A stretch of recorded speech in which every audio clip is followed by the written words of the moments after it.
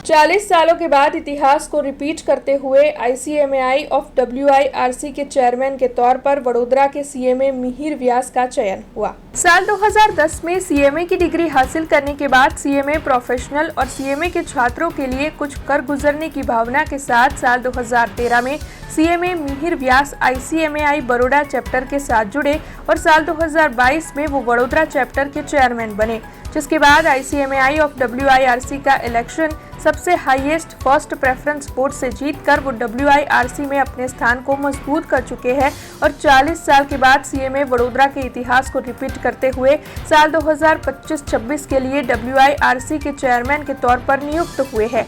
वैसे आपको बता दें कि CMA मिहिर व्यास ने WIRC में साल 2023-24 के दौरान सेक्रेटरी के तौर पर और साल 2024-25 के दौरान वाइस प्रेसिडेंट के तौर पर भी चार्ज संभाला है। तब आपको ये जानकारी भी दे दें कि साल 2025-26 के लिए WIRC के वाइस चेयरमैन के तौर पर CMA नैन्सी शाह, सेक्रेटरी के तौर पर CMA चैतन्य मोहरेर और ट्रेजरर के तौर पर CMA अरिंदम गोस्वामी को जिम्मेदारी सौंपी गई है। तब चेयरमैन के तौर पर नियुक्ति होने के बाद CMA मिहिर व्यास की प्रतिक्रिया सामने आई है। મારું નામ CMA મિહિર વ્યાસ છે। હું 25-26 માં WIRC ICMAI નો ચેરમેન છું અને મેં મારા કેરિયરની શરૂઆત 2008 માં ICMAI માં ચાલુ કરી હતી અને 2010 માં મેં CMA પાસ આઉટ કર્યું હતું। CMA પાસ આઉટ થયા પછી 2013 માં CMA જોડે એસોસિએટ થયો હતો। ફર્સ્ટ ટાઈમ બરોડા ચેપ્ટરનું ઇલેક્શન કન્ટેસ્ટ કર્યું હતું અને એમાં મને વિજય પ્રાપ્ત થયો હતો। એના પછી 2016, 17 અને 17 માં મેં નેશનલ ઇવેન્ટ અને ગોલ્ડન જ્યુબિલી જેવા મેગા ઇવેન્ટ કર્યા હતા। 2016 માં ફર્સ્ટ ટાઈમ ઇન્ડિયા લેવલ પર WIRC માં એક ક્રિકેટ ઇવેન્ટનું આયોજન બી કરવામાં આવ્યું હતું। પછી 2019 માં સેક્રેટરી તરીકે અને 2023 માં 22-23 માં મેં બરોડા ચેપ્ટરના ચેરમેન તરીકેની પોઝિશન લીધી હતી। 2023 માં મેં WIRC નું ઇલેક્શન કન્ટેસ્ટ કર્યું હતું અને એમાં મેં હાઈએસ્ટ વોટથી વિજય પ્રાપ્ત કર્યો હતો। એના પછી મને WIRC માં સેક્રેટરીની પોઝિશન આપી હતી ફર્સ્ટ યરે અને સેકન્ડ યરે વાઇસ ચેરમેન પોઝિશન આપી હતી। તે દરમિયાન મેં સ્ટુડન્ટ કમિટી અને એડિટોરિયલ બોર્ડ જેવા ચાર્જ લીધા હતા અને સ્ટુડન્ટ કમિટીમાં મેં એક બહુ જ મોટું એચિવમેન્ટ કર્યું હતું। વર્લ્ડ બુક ઓફ રેકોર્ડમાં આપણું CMA નું નામ દર્જ કરાયું હતું। મેં હ્યુમન ચેન બનાવી હતી। 2 વર્ષમાં અમે ઘણા બધા સ્ટુડન્ટના ઇવેન્ટ કર્યા, જેવા કે MCQ બુક બહાર પડી, CMA રાઇઝિંગ સ્ટાર જેવા ઇવેન્ટ કર્યા હતા।